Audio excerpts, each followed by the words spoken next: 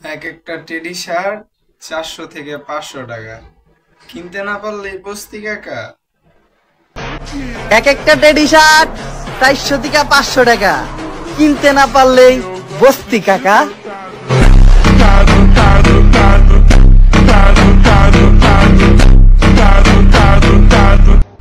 Teddy shirt পরলে ছাপরি, same dress up পরলে গ্রামের খালাতো ভাই, একটু চুল কাটা এলোমেলো হলে টোকাই। না ভাই, আমার ধারে এসব টিকটক ফিকটক হবে না। সঠিক বলেছেন, আপনার বুদ্ধি ভালো। টেডি শার্ট পরলে ছাপরি, সেম ড্রেস আপ পরলে গ্রামের খালাতো ভাই, একটু চুল কাটা এলোমেলো হলে টোকাই।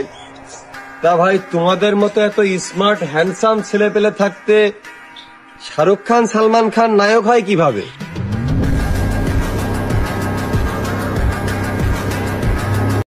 হ্যালো লেডিজ এন্ড জেন্টলম্যান, দেরি না করে সিট বেল্টটি বেঁধে নিয়ে পেজটি ফলো দিয়ে মোবাইলটি হাতে নিয়ে এখনই বসে পড়ুন, কারণ শুরু হয়ে গেছে ওমর ভার্সেস কবির ফয়সাল, বিরাট এক কন্ট্রোভার্সি টিকটকের জগতে। তা শুরু হয়েছে কি নিয়ে? Teddy shirt. তো কথা না বাড়িয়ে চলুন ভিডিওটি শুরু করা যায়।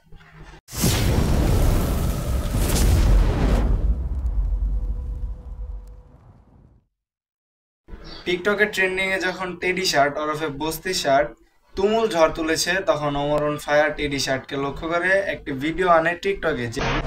এক একটা টেডি শার্ট 400 থেকে 500 টাকা, কিনতে না পারলেই বস্তি কাকা।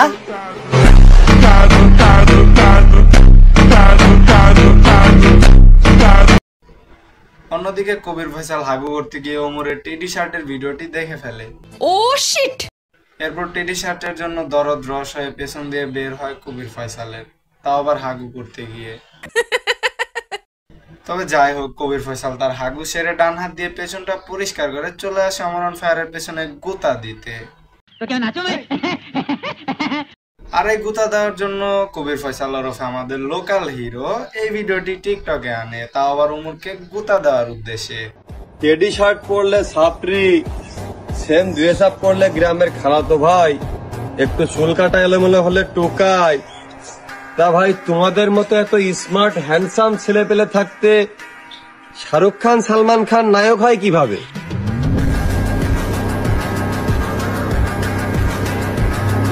তা ভাই আমি বলি কি, ওমর অন ফায়ার কি তোর গার্লফ্রেন্ডের পিছনে ফায়ার দিছিল নাকি নাকি গুতা মেরেছিল? আমি তো বুঝতাছি না ব্যাপারটা, জানি না।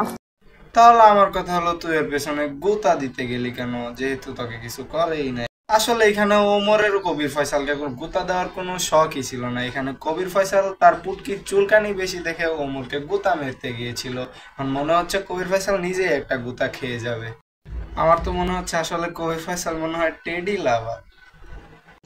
रुको जरा सबर करो। ওমর, তুমি ফয়সাল ভাইরে বাস দেওয়ার আগে 100 বার ভাববো। বাস তুমি দিলে ফয়সাল ভাইও কিন্তু দিবে, কিন্তু হ্যাঁ, বিদেশি প্রজাতির মোটা কুঞ্চি সহকারে দেওয়ার। ধন্যবাদ। তুই কার পিছনে আগুন লাগাইতে চাইতেছিস তা আমি জানি না, কিন্তু তোর কথা বলার স্টাইল এমন কেন? আমার তো মনে হইতাছে তুই এদের জন্ম দেওয়া সন্তান।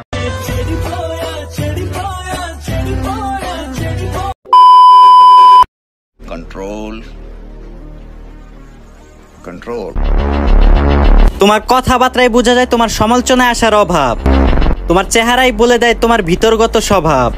তুমি নিজেকে ভাবো হিরো আর নবাব, ওমর ভাইয়ের আর্মিরাই দিবে এটার উচিত জবাব। হুজুর দেখি আল্লাহ বাদ দিয়ে ওমর ভার্সেস কবির ফয়সালের কন্ট্রোভার্সিতে চলে আসলো। আসলে হুজুরেরও মনটা টিকে নাই যখন দেখছে ওমর ভার্সেস কবির কন্ট্রোভার্সি শুরু হয়েছে।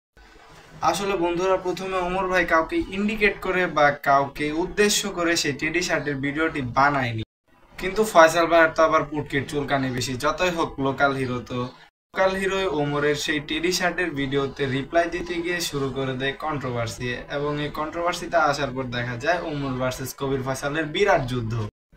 যতই হোক, এক কুত্তা আরেক কুত্তার পেছনে লাগবে, না হলে কি আর টিকটক নামক প্ল্যাটফর্মটি জমতো? বন্ধুরা, আজকের ভিডিওটি এই পর্যন্ত। ভিডিওটি ভালো লাগলে অবশ্যই একটি লাইক করে দিবেন এবং অবশ্যই ফলো করে পাশে থাকবেন। আল্লাহ হাফেজ।